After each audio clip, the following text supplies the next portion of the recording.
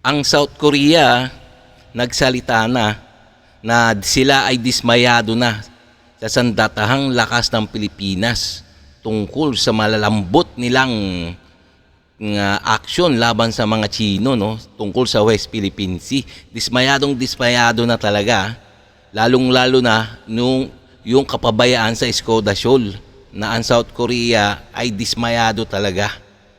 Grabe na. So, ito ang ating bibigyan ng reaction video, ha.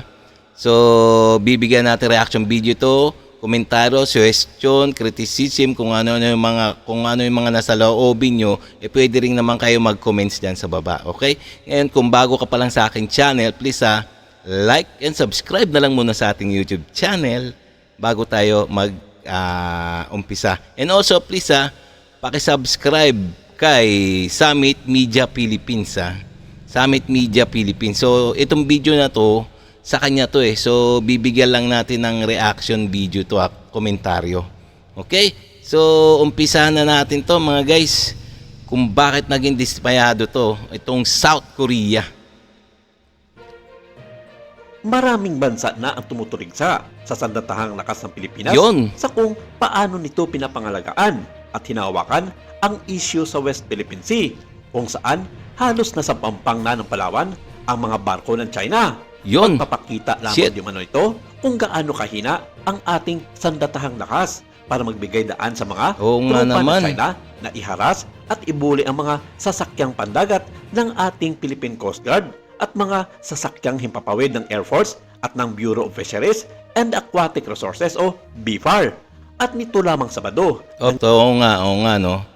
Nakita ng South Korea at ng iba't ibang bansa. Kaya dismayado na ang mga ibang bansa sa ating sandatang lakas ng Pilipinas, no. So napakalambot ng kanilang pagtugon tungkol sa mga ganyang issue pagdating sa mga Chekwa na yan, no. Halos pumasok na, nakadikit na. Tingnan mo, nakadikit na ang barko ng mga Chino, mga Chekwa diyan sa Palawan, sa ating yung mainland, So wala pa ring action na ginagawa. So talagang dismayado ang mga South Korean, no. Hindi lang South Korea, pati mga iba-ibang bansa na dismayado na sa sobrang lambot ng tugon ng sandatang lakas ng Pilipinas tungkol sa mga issue ng ganyan, no. Binubuli-buli na lang tayo ng China, mga Chekwa na yan.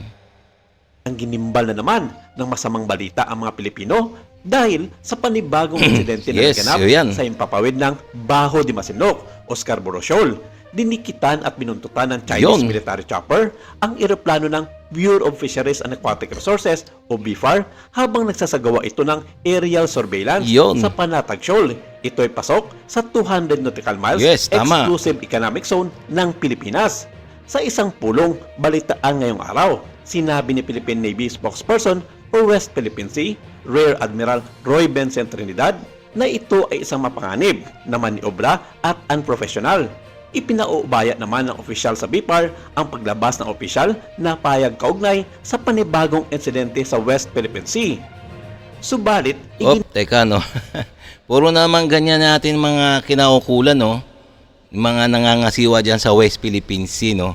Na ang China ay ganito, bawal ang ganito, na malabag sila sa ganito, etc., no. Pero yung China, hindi sila nagpapatinag sa mga ganyan salita-salita, no. Hindi nga sila sumusunod sa mga international law, So kaya nga siguro nakikita ng ibang bansa o South Korea na talagang dismayado na talaga sila sa sandatang lakas ng Pilipinas.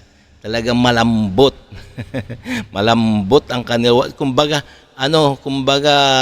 nasa isip ng South Korea o ng mga dismayadong bansa sa atin, talagang kulang sa tapang talaga. Kulang sa tapang ang ating sandatang lakas.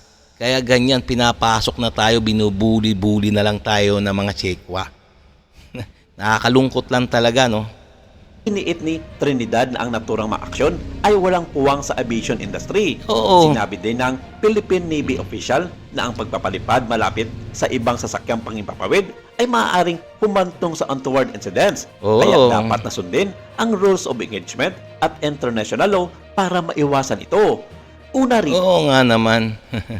Kaso hindi nga sumusunod ang Chino eh. So dapat talaga may gagawing action.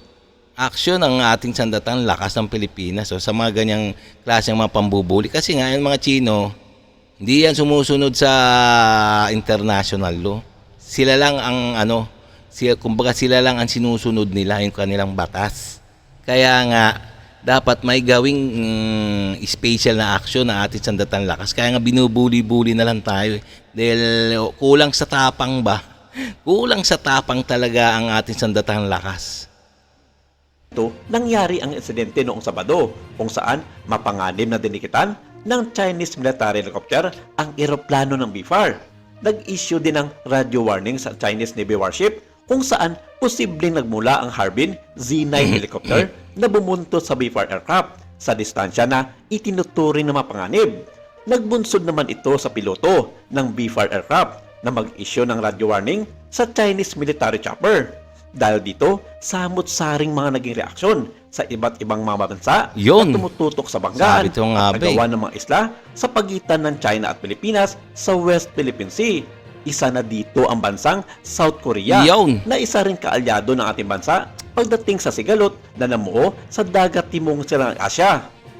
Sa halos lahat ng mga malalaking media coverage sa South Korea, mukhang nakatuon ang mga ito sa magiging kahihinatnan Yun, ng Pilipinas sa pakikiharap nito sa isa sa pinakamalaki at kinatatakutang pwersa militar ng komunistang bansa na China.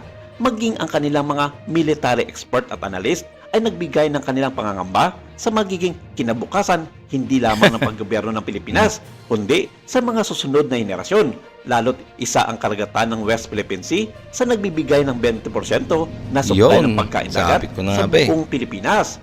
Hindi mawari ng mga ito kung anong estratehiya ang ginagawa ng sandatahang lakas ng Pilipinas, gayong kumpleto naman ito sa mga kagamitan at tauhan upang harapin ang China sa mga ginagawa nitong pangangamkam ng mga katubigan sa West Philippine Sea. Oo nga naman, nagtataka ang South Korea, no? Kompleto naman ang Pilipinas, no? Kompleto naman ang Pilipinas sa mga kagamitan. Bakit hinahayaan na lang ng Pilipinas o ng ating sandatahang lakas ng Pilipinas na ganyan-ganyanin na lang tayo? Kaya nga kulang talaga sa tapang. Ewan natin kung ano yung namamagitan dyan, no?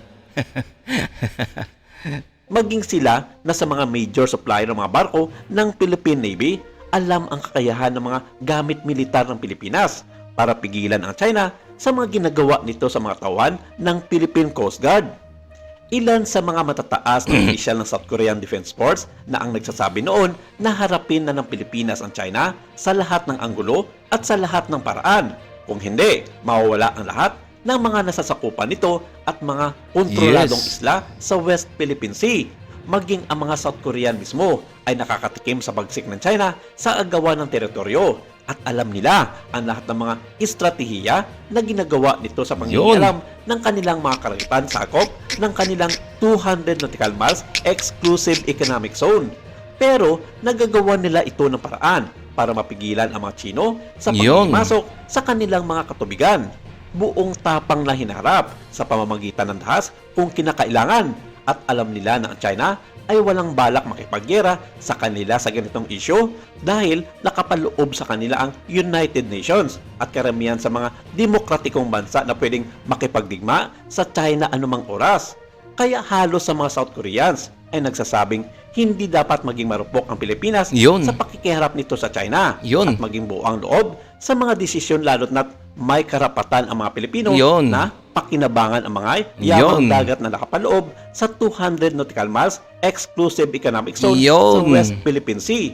Maraming salamat. Ito lang muna ang ating update for today. Okay, no? So nakita nyo naman, no? Talagang dismayado na ang South Korea at mga iba-ibang bansa tungkol sa desisyon o galawan ng sandatamang lakas ng Pilipinas, no? Yung South Korea nga, 'di ba, lumalaban, no? Kahit maliit lang 'yan, na bansa. Pero naitataboy nila ang mga Chino.